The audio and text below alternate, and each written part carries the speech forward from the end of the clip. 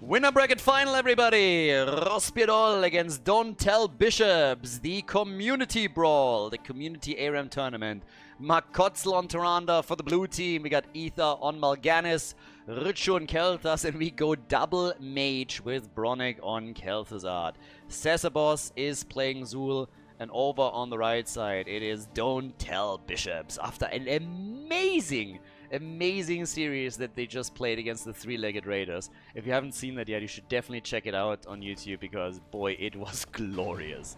Renella on Anduin, we got Darinushka on Murden, Miriala on Genji, Morenas on Mephisto, and Lopaka on Deathwing. Pretty tame drafts, honestly, into this first game of the best of 3 series at the winner bracket final. But a couple of very nice moves that are definitely possible with the CC that is coming through from RossPierrDoll. So there's a couple of things that they can actually do here. But yeah, highly interested in what's happening. Oh, Bronick low and gets burned to a crisp by Deathwing. Turns out that fire is pretty good against ice. So no ice baby over here. That was a very quick and successful kill. And something that worked out very nicely for them.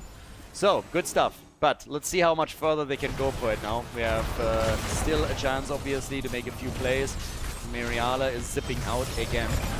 And I want to stress this once more. This is a community event, so we basically have a more of a light-hearted tournament. We just had the Banshee Cup, the second season completed, and we're now heading also soon into the North American tournament, the Hanzo Genji Cup that we're hosting there. But that said, we are currently looking to have something that's just a little bit more fun. It was also one of the goals that we had on the channel. And the only thing that we have as prize money here is merch that we're handing out to the team that wins. We have new hot butter through cheese merch, which is actually pretty amazing. Definitely justified applause.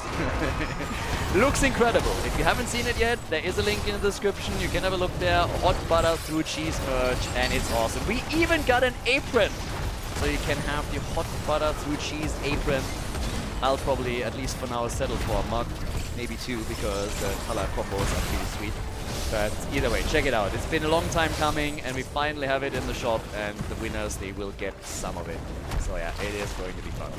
Now, anyways, as we're heading into next one, Murden's already down. 3 kills to 1 for now. A little bit more of an attack pattern coming in as the blue team is starting to sneak ahead here.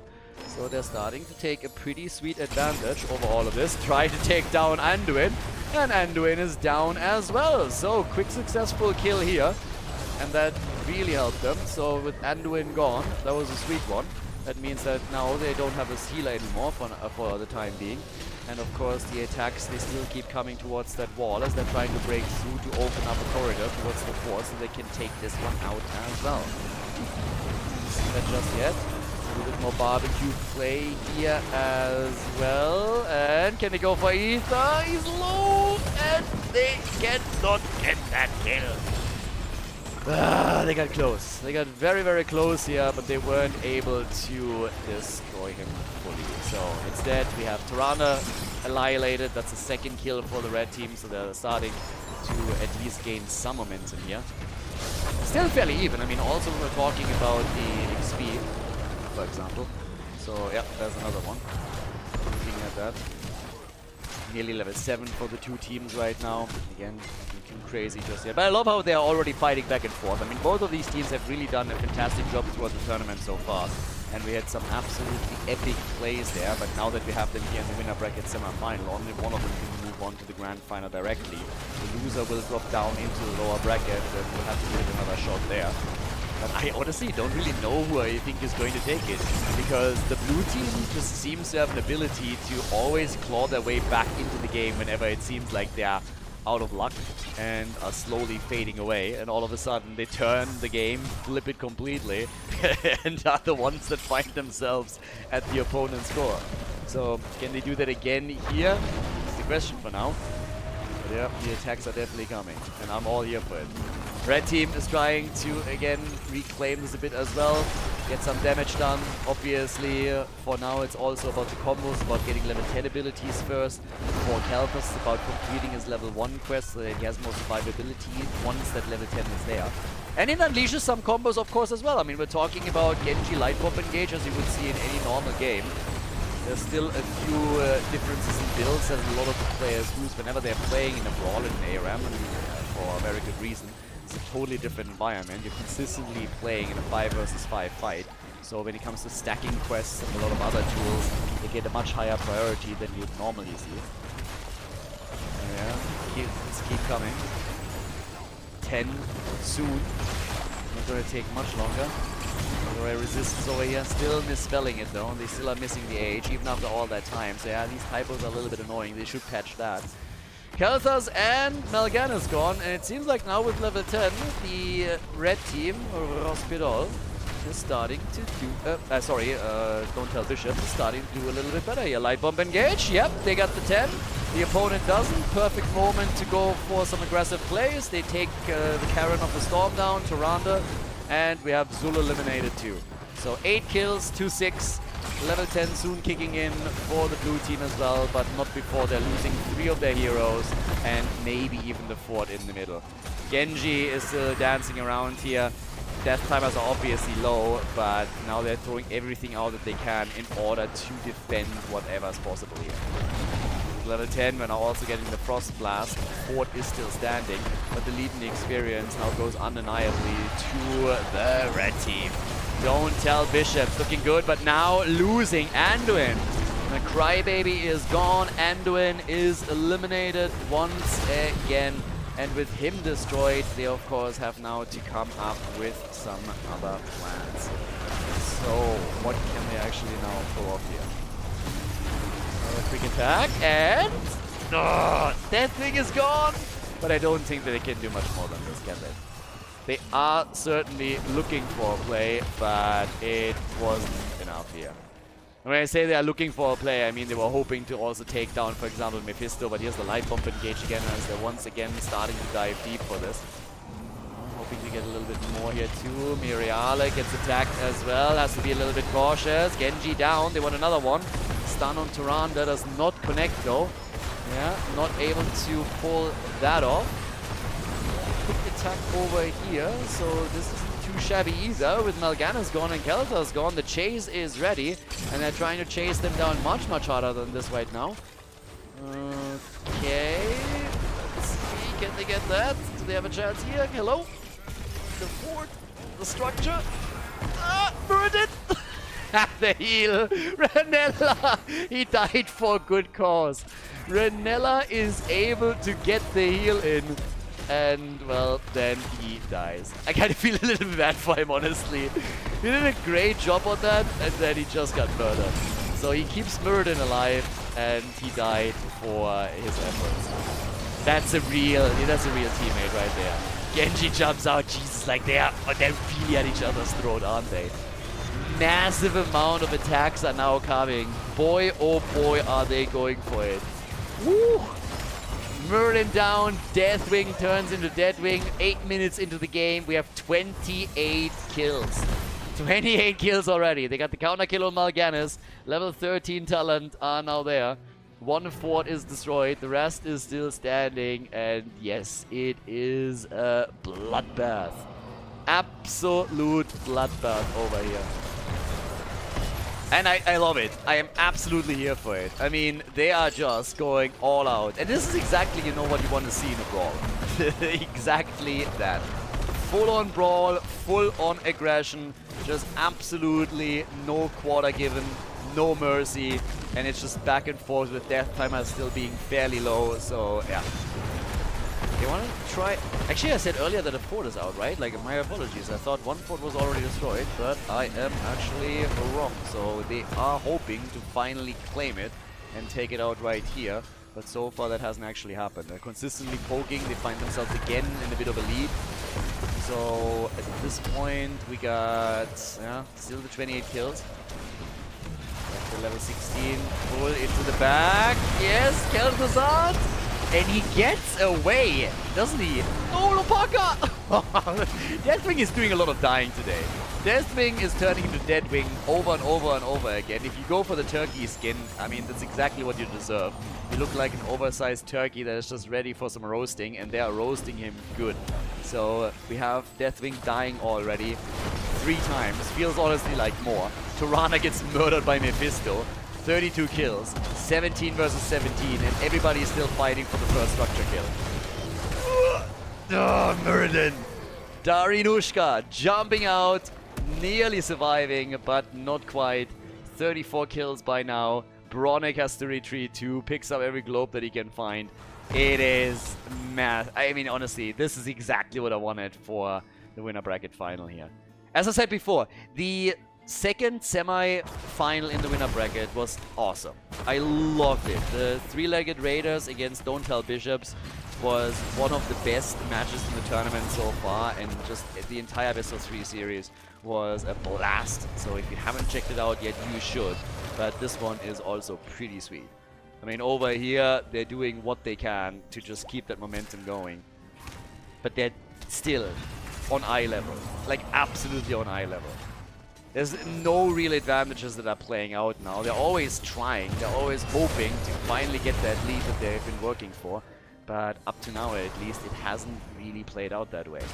Every time a team gets a bit of an advantage, the other team is able to make a counterplay and bring things back again. So now we have level 19 on the horizon, which will lead us straight into the level 20 talents.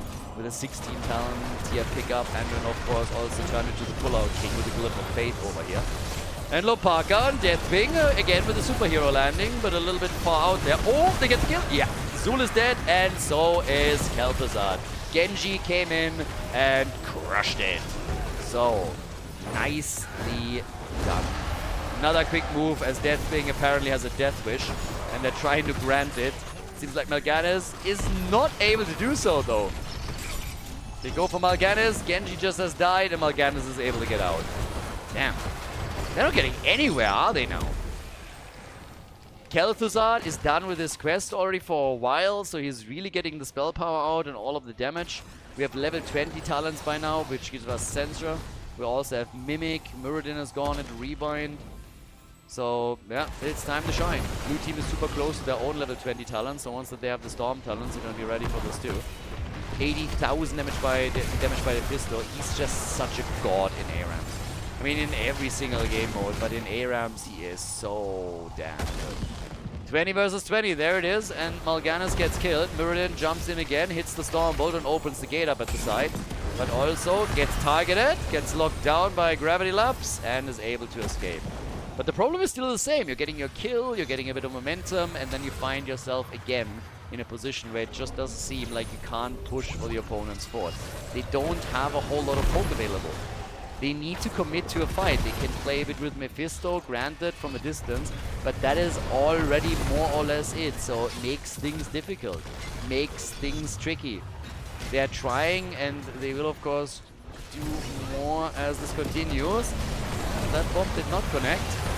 Still trying to get the kill on Kel'Thuzad, but Mephisto is gone. Here comes the ult from Kel'Thuzad. They're trying for Muradin again, and Muradin is down. So, they're going for Anduin, and boy, oh boy, is RossPierrDoll on a bit of a tear. Now, they are the ones to really try and push it, because with now 3 kills, they have a huge advantage, and Zul was absolutely crushing things here.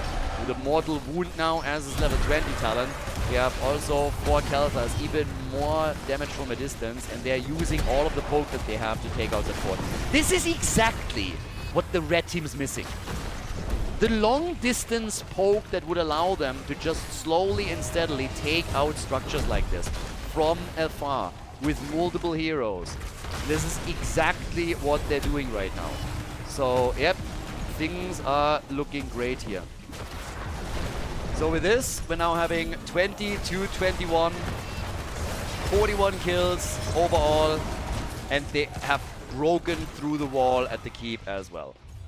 So, yeah, looks great. Miriala, that light bomb, didn't have anything there, didn't have a target either, didn't engage with it. But now they are the ones that are missing a fountain here, so this is a bit of a problem.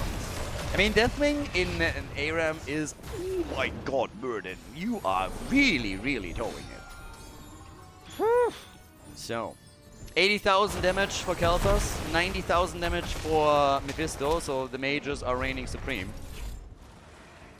54,000 for Kalthos. Honestly, I mean, if there ever was a question if Kalthos are KTZ or KT is better, I think the question has now been answered. Because Kalthos is definitely rocking this game. Oh my god! These fights, like what?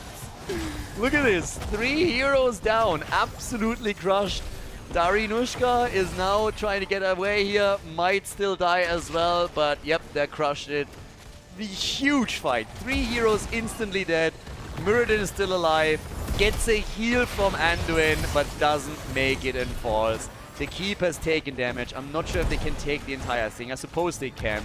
Now with Kalthos coming in 2 and 4 heroes, then they should be able to take the keep out. And this is, of course, going to be, likely at least, the beginning of the end. Don't tell Bishepps. They are in some trouble here. 24 kills, 222. The core is already taking damage. They can poke further from a distance. But the more important part is that not a single fountain is standing anymore for the red team. So, yes, the sustain is gone. The sustain has been absolutely obliterated. They have to rely on Anduin for the heals right now. Crossing the map is going to be super difficult for them. Getting there is really, really tricky. But once again, here comes the attack. Deathwing gets deaded, so he is gone. And it seems like this is slowly the end of the road in game number 1 for Don't Tell Bishepps. Anduin gets killed. Now you don't even have a healer anymore. That means Muradin gets murdered. Morena's just barely escaped, but the core cannot run away. I promise you, if it could, it would. It would run away right now.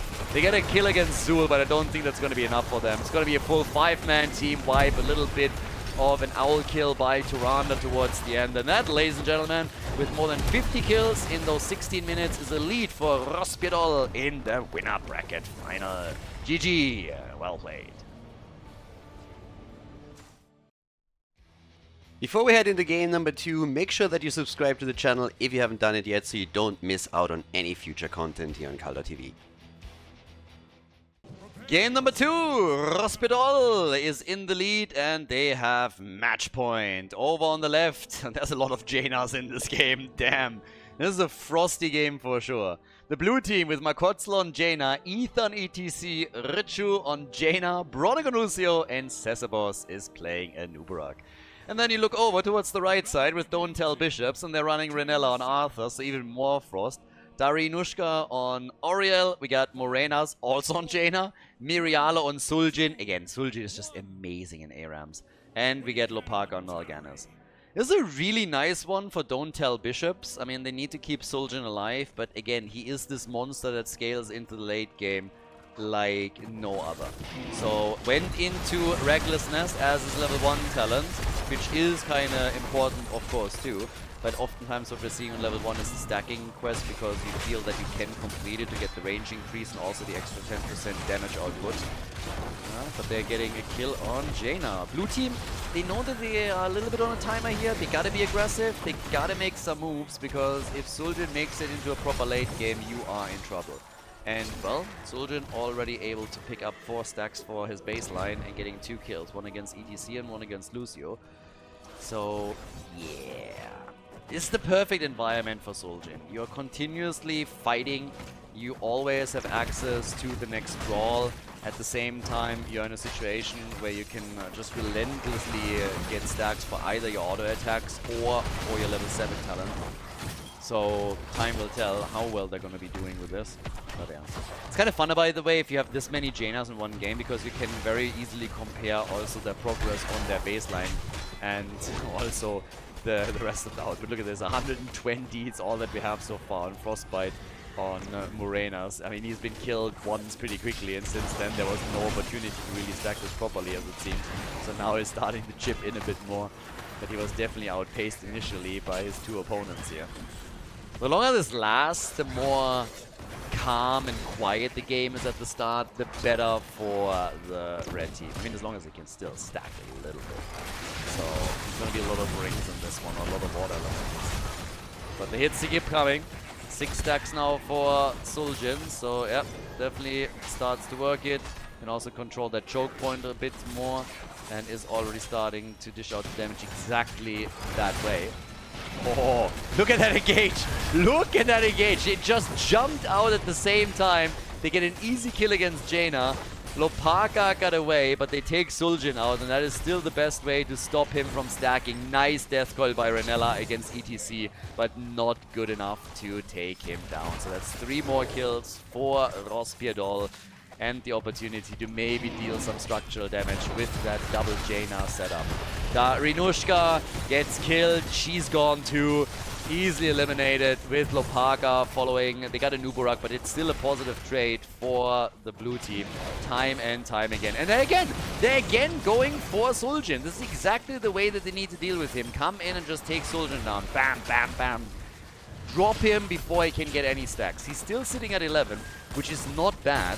But if they can keep this up a bit more, then they might have a chance to at least slow him down and get some control of the game by taking some of the structures. If it really comes to that, it's a different question. It's a double front line after all for Don't Tell Bishepps, so the red team, they have 2 tanks here that they can utilize. They're still trying to come in with Suljin to get that range increase, which they're going to get any moment now. He's at 14 stacks already, a few more auto attacks and he's got it. That level 1 talent definitely helping him out a lot too. So, once again, a little play coming as they're starting to move again for that wall. They have a 1 level lead, but the talent advantage is going to be negated in a moment. They're going to lose that in just a second. So there's the chance for the quick attack, and yep, a quick dive. Miriala, they're going for Jaina, for one of the Jainas, and Makotzel is gone. Makotzel is down. So quickly attacked over there. Oh, Bronek also a little bit low, trying to get away here, and is able to juke his way back to safety. But anything that the red team can do to prolong the game is good for them. They have now 20 stacks on Suljin, they have 4 stacks on his level 4, so this is really where things are starting to become a little bit awkward for the blue team, because they know that the longer this lasts, the worse it's gonna get. Getting those initial 2 kills against Suljin definitely did well for them. But right now, they gotta do more. That burst damage against Suljin is gonna be really nice, but I still assume that he's gonna go for Tazdingo on level 10, so if he reacts properly, he should then always be able to quickly pop it. It's not really a huge cooldown battle that you're winning there, but anything that prevents you from dying for just a moment is gonna be nice. Aegis, another good tool, of course, when you're up against 2 direct damage dealers like that. But Mal'Ganis is gone. Oh, so is Lucio on the other hand. They take the camp, they kill one of the Jainas, and they want to go for number 2. They can't take her. So, this is starting to get a little bit bad for RossPierrDoll. Level 10 for both teams at the same time. There's so much Frost here, it's like, damn. Crystal Aegis, we got Syndragosa, as expected, Tazdingo, and we have 1 water elemental already. Are we going to get a double ring here? Oh, Moshpit into double ring. Can you imagine? Yes, there it is. Ring-a-ding-a-ding-ding, ring-ding. They're going for the double ring, and they miss everything. Ring of fail. Yeah. Those rings didn't do anything for them. Well, was one. Still didn't connect. So the baseline quests are completed for both Jainas on the blue team. Suljin is nearly done with the 30 stacks, then he gets the double swing for his Arcanite axes on level 7. So, yeah. And off we go with another quick camp that gets claimed by the red team. He might be behind in kills right now, but they are generally looking pretty okay. Suljin again is nearly done with his baseline.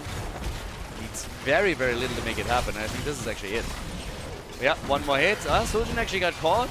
Ring, I don't think it's going to be enough. He can ult up. Yep, there it is. Ults up and just gets stacks. Gets stacks, gets the heal, and that was big. They get 2 kills. ETC is down. Lucio is down. This was exactly the kind of play that they needed. Moshpit comes out. He ults up, gets the heal towards the end, is able to quickly stack, get his quest reward, has the double swing on his level 7 now, and this is just about as good as it gets. In addition to that, they're starting to bully the fort in the middle of the blue team.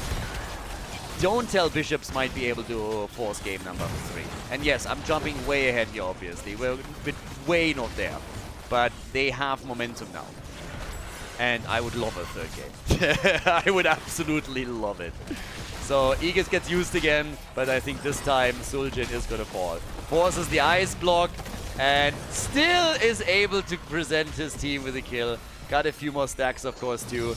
Ring comes out again, but the whip into the wall. And Nubarak diving out and still being killed by Jaina, as she came in with the Frost Charts. Yep, that one was the talent that got them the kill right there.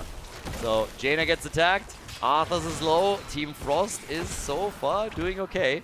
Level 13 talent is also giving them a slight advantage here, with another route connecting from Arthas. Good for him. Suljin is also back to business. And taking a bit of a look at the damage output, we can see that he is already top damage in the game. 38,000 against the 34,000 that we have for Jaina on the blue team side. So Suljin is there, right at the top of the ranking.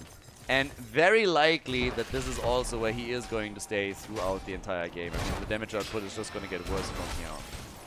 So, yeah. A few more attacks keep coming. Lopaka still fine here. Syndragosa, Ring gets unleashed. Suljin is a bit low, but he has found a target with the Nubarak and is mercilessly taking him down. One hit after another. Mosh pit not there. They lose to ETC, goes down as well, but it is really the Suljin show at this point. This is the good news for them. They might lose heroes here, but Suljin is getting stacks, is still able to escape. He's at 47 on the baseline, 39 on his level 7. And as long as they don't lose him in fights here, even if the fight is not too great for them, if he stacks in the same fight, it's okay. They're not heavily behind experience. They're not losing structures. They just lose some ground, some position, and have to retreat. But as long as they're stacking with Suljin, it is okay. They gotta protect him. They gotta make sure that he doesn't die. Darinushka needs to make sure that she is always ready with an Aegis whenever he's in trouble. And he, of course, also has to pop his ult. But with the damage that is coming out here, with the stacks that he's getting, he's in a great spot. Went on 16 into wrong place, wrong time. So that's another one that we currently have for them. And yeah, with that, off we go. Another chance for the red team to fight through here. Try and bully them, try and push this a little bit. Some attacks are hitting. Damage output, just give you a bit of an idea of how quickly he's actually progressing here. He's at 49,000 now. So yeah, 5,000 away, 6,000 away from the top damage dealer on the blue team side. And for now, we also have, of course, the attacks right there. And the next good thing is, obviously, with all of the damage that we're getting from Suljin, it's fantastic for Oriel too. ETC is down, Ring is out, Jaina versus Jaina, so they're just trading, but this is the end of Mal'Ganis, and Suljin pops his ult once again, gets the heal, 57,000 damage by him. The gap widens between him and the top damage dealer on the side of RossPierrDoll, and as you can tell, they're also moving in for the keep itself. Boss, no chance. Suljin's damage output is just too much at this point, and again, we're only 10 minutes in. Imagine this lasting another 5 to 10 minutes. So right now, things are a little bit crazy. 59 stacks, 55 stacks. Gets more and more in there. Good damage, but he's Myriad is gonna fall. Should fall. Might fall, does fall. Yeah, 100%. But they're getting closer to level 20, and once they're at 20, the upgrade is gonna serve him well. Getting those attacks out and killing Suljin here is obviously neat, but I think it's a bit too little too late. If they can contain momentum by simply pushing through and yeah, like drop that burst damage onto some targets, that might be nice as well. But big one. Aegis everywhere. And rings everywhere. I mean, honestly, with this many Jainas in the game, there's just like always dodge the circles. This is at the end of the day what you gotta do, unless you have an Onyx Strasza. But ETC is not dead again. And Suljin is back to business and on his way. But even without him, they were able to get a kill here. And they nearly took down a Nubarak too. So the attack still coming. 31 kills. 31 kills. 11 minutes in, and we have 31 kills already. So, next attack coming through, and they have this keep down to 50% of its HP. Once that it's gone, there's nothing. There is nothing anymore in regards to fountains. And Nubarak is dead, he's gone. Suljin, he's on a tear right now. Suljin is absolutely crushing it. He has his level 20. We got the absolute zero over here. We got the Mani Resilience. The keep is gone. The core wide open. Suljin goes through RossPierrDoll like hot butter through cheese. He's just absolutely crushing them. And this is just late game Suljin and ARAMs. It's why he's the king of ARAMs. Exactly this right here, right now. Ring gets his ult out and is still totally fine, ready to play and fight another day. The core is down to 44%. They might not be able to just end it now, but it's at 39% and the red team hasn't even lost a fort yet. They haven't lost a single fort, so yeah. 65 stacks now on his level 7. Oof. Damage output, 78,000. Look at the damage difference now between the damage dealers on the blue team side and Suljin. The gap has widened so much, it's just crazy.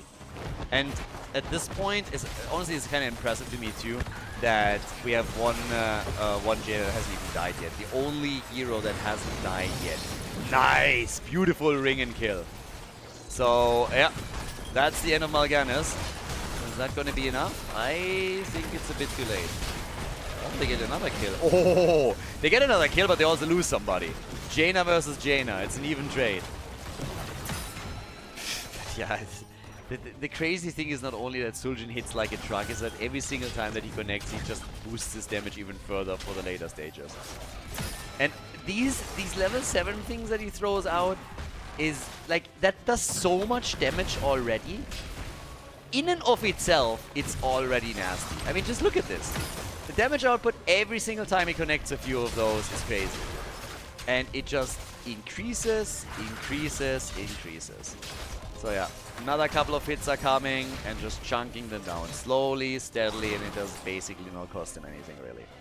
So when they try to push in on that fort, he just sits behind it, throws a couple of abilities out, and every single time there's value.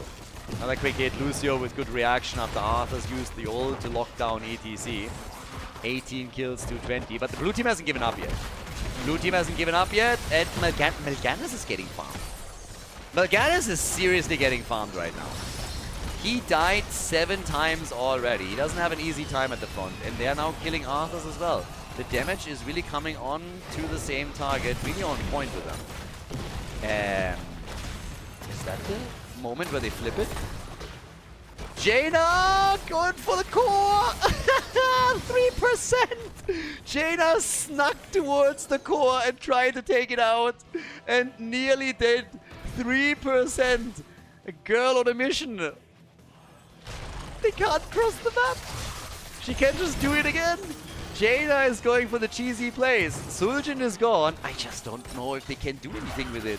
Because the next time anybody sneaks over towards the core, it's gone. But they're getting kills. 23 to 23. 46 kills in total. And they're just trying to control all of the sides now. But that neat little play by Jaina sneaking through the top here and then trying to go for the core and simply just ending it. That was perfect. And with 3% on the core, you will never be able to properly guard this.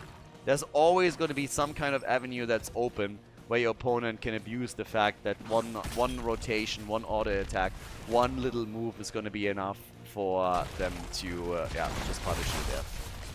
I just don't see it. So yeah, there's the next attack right here. Jaina, one goes down. Red team is losing some heroes again. Good ult from Mal'Ganis as well. They're really just trying to go over there. They're really just trying to get through. Trying to make a play for it. So far, not really happening yet. Maybe now. Can they pull that off? They're getting so damn close. The ult, Suljin, they couldn't take it down here. No, Jaina's ready for the rotation. She didn't have the cooldowns. And he gets time to put his ult out. Press his buttons, go straight for the Syndragosa nearly killing the core, dropping it down to 2%. All they need is one hero getting close. And Lopaka wins the game for the team. GG and well played.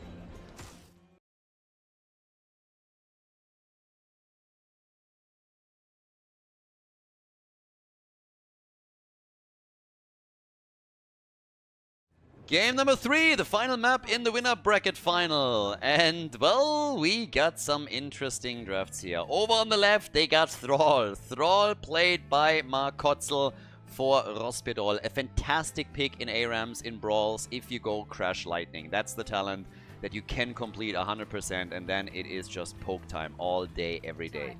Ethan Vala, Richu on Kel'Thuzad. We got Bronick on Garrosh and Cesarbos on Morales. Over towards the right side of the map, we got Lopaka on Blaze, and also not a bad draft, honestly. They got Mephisto again. Darinushka is playing him with Renella on Oriel, Morenas playing Alarak, and Miriala on Lunara. It's a really interesting one, honestly. There's no actual tank for Don't Tell Bishepps. They're playing Blaze as a bit of a pseudo main tank, and they have obviously Alarak too. But there's a lot of very good damage for the red team that might be able to win them the game here. A well-stacked Alarak can be a menace in ARAMs and Brawls. And of course you have that poke damage from Lunara too, which you can really use here to apply pressure to Morales. It's not going to be easy for her to heal all of that up. Vala with an arrow build now, and we got Thrall with Trash Lightning. So there's some really nice late game stack quests with the arrow build available for RossPierrDoll, and they have Thrall, who once that he completes his level 1 can really hurt people and poke them down a lot. And if you keep Alarak low, prevent him from stacking properly, then you always also find yourself in a good spot. I really like the draft that we're getting here. There's a lot of potential for both sides. Mephisto is going to be a menace. If they can handle him, then yeah, they might be able, you know, to do something there in the long run, but this is definitely going to be a bit wild. I absolutely love that this goes to the third map, by the way. Ah, well, another good flip. Garrosh is really getting value for them. Damn, there's another kill set up by him. Good stuff. 6 stacks for Thrall, 5 for Vala. Yeah, and they're getting a few more attacks together here. Arrow build for Vala, I really like it here. I mean, we've seen a multi-shot build already today. Arrow build is a bit better when you're looking into the team fight, specifically if it's one-on-one situations, which could happen in the late game for sure. So there's definitely a couple of things that teams can do with this. But yeah, the attacks are coming. Vala connects a few more, has now also access to the double arrow with level 4. Another flip. Garrosh is setting up kill after kill for them. It's honestly crazy. It's so good for them. Bronick, time and time again, is ready for the team and is helping out them. And without a real main tank for Don't Tell Bishepps, it is a bit tricky. The hits are also coming from Thrall, who's already at 9 stacks. So yes, these situations are great for him. And once he is completing that quest, it's gonna poke them down. Then you have the poke from Kel'Thuzad, who's sitting at 19 stacks on his baseline, as well as is looking for the extra spell power. Woo. Don't Tell Bishepps has some fantastic tools, but I am not sure if they can handle this. Time will tell. The problem for me is really just the lack of a proper tank and the way that Garrosh is just walking all over them. Maybe now they can finally get a kill. Yeah, the pocket heal from Morales, a bit too much to handle. And Lopaka nearly died, but they get at least Vala. She's sitting at 12 stacks by now. Got a bit too greedy here. Still a decent stacking progress from her. But yeah, what a game. What a series, honestly. Second winner bracket semi-final was a blast. This one's awesome. God, I love it. It's a really nice change of pace when we're talking about the tournament that we have these days. So I'm really enjoying it. Another quick kill from Alarak this time. That's also completing his level 1. Alarak's level 1 is completed. 9 stacks for his level 4. So yeah, he's going for the negatively charged here. And is going to try and of course progress through to that. He's going to be the big one for Don't Tell Bishepps in the late game. If he can stack a lot and really get the damage here, that would be great. They still trail a little bit. Camp, they should be able to claim it just in time. Lopaka misses the stun, that's a bit of a problem. Finds himself immediately on the receiving end of an ass kicking and might fall. Misses another jet propulsion, not a single stun connects, and for that reason he falls. Bronick might survive and does. Can they get another kill? Markotzel is low and Morales is under pressure. This is the problem. This is the problem right there. Morales is having a lot of trouble with that damage output, especially with a lot of the damage over time to heal that out. Down goes Garrosh. This is Lunara working in tandem with Mephisto and really getting the damage numbers through. Morales is struggling with that, and for very good reason. 21 arrows for Vala, so that's nice. Thrall has slowed down a bit on his stacks, but he's still sitting at 14, which isn't too bad. But, ooh, this game is getting interesting. 17, 18,000 damage for Lunara, and you can always like whine about how that's, oh, it's not real damage. It is when Morales has to heal it up. Lopaka, on the other hand, gets thrown in again and gets crushed. So he's gone. 7 kills, 2-4 now. And level 10 kicking in any moment as Vala gets a few more arrows together. And is now looking at 25. We have Khaldor done with baseline. He's nearly done with his level 4 talent as well. So gets that. 17 stacks for Thrall. I'm pretty sure he would love to be a little bit higher on that. But again, 19 on the negatively charged for Alarak. But so far, the structures, only the blue team has suffered some damage. Level 10 for both of them now. Sundering this time, Thornwood Vines for the long range poke that they're going to try and get. The quick attack is already coming in here. Hello, and Bunker. That saves Lopaka. The Aegis might though. Aegis might save him. Thrall in trouble at 1 more stack and is gone. Sorry, Garrosh. Orcs all look the same to me. Hashtag not racist. 8 kills to 5. We got Alarak also eliminated. But yeah, Thrall is still alive and kicking and has by now 20 stacks on his level 1. 27 for Vala. I love just that we have so many stack talents here. It's really cool to just see the process on all of them. It's brilliant. I mean, 32 damage for Vala. Currently, she is top dog on the blue team. I think eventually she's going to give over that spot to... Actually, I'm actually not so sure. Normally, it's Thrall that really takes over after he completes his level 1. But in this case, with Vala consistently stacking more arrows and damage, that is maybe changing things a little bit. So, yeah, I'm curious to see who holds the top damage numbers for the blue team at the end of it. It is very clear though who holds the top damage numbers for the red team. It's currently Lunara, and unless Alarak starts popping off, that's not going to change any time soon. So, Bunker is up. Hits are coming. Yep, they're burning it down very quickly. It's kind of funny to me, by the way, how the blue team has now more kills than the red team, but when you talk about structural damage, they haven't really accomplished anything. Lopaka, yeah, there's another attack. 25 stacks for Thrall. Uh-oh, once that he's done with the quest, the red team is definitely going to start suffering more. And they already are suffering, aren't they? Blaze down, Lunara down, now the chance to go for some structural damage. And there's the ult. Morales coming in with a stim drone for Vala and helping her even more. She's on 33 stacks on her level 1 already, which is fantastic. Now also with Gloom, of course, another great tool, same as Spirit Shield here for Thrall, to help against the damage that is coming from Mephisto in particular. And they are breaking that wall. Wall is gone, easily destroyed here. Like quick flip is happening. Vala gets a few more stacks. Thrall completes his level 4. Ult from Khaldor and Bronek. Yeah, the heal of Morales. And he's still getting money blocked. They really want that kill, don't they? Morales is just like walking left, right, left, trying to keep them alive and somehow can. Khaldor dies, and Cesar Boss is just sitting there like, I'm not getting paid enough for this shit. And I can absolutely confirm he definitely doesn't. No matter what they pay him, it's not enough because that man is just working overtime. Then again, he has the quest completed for Thrall, so now the party can really start. Every single time that he has the cooldown... Is he gonna die now just as he completes it? Nah, it's fine. So every single time he has a cooldown, he cannot start poking this. And it immediately leads to a quick kill against Blaze. So Blaze is down. And yeah, we're looking at a level advantage. 5 kills ahead. Maybe now some structural damage on the fort. 40 stacks for Vala. Oh! And gets the connect here. Nice. Sniping Alarak. And resetting his sadism stacks again. So big. And yeah, 56,000 damage for Vala. Obviously being helped by the fact that Morales is assisting her whenever she can with a quick ult. And now that Manticore has been picked up at level 16, you are shredding those frontliners. Ult missing from Mephisto, and that's not a good start into the fighters that try to defend their fort. But it's not looking like they can defend this one. Thrall again, just poking, just saying hello. And he is not only poking down structures, but he is... Oh, he's in trouble. He's also doing a lot of Vala's trouble first, but he's already doing a lot to just like get those numbers up. And yep, their red team is starting to lose ground here. Don't tell Bishepps is losing Alarak again. Alarak just doesn't have the impact that he needs to have. 23 stacks on negatively charged are now simply not enough. And being consistently killed resets his status and stacks. That doesn't help either.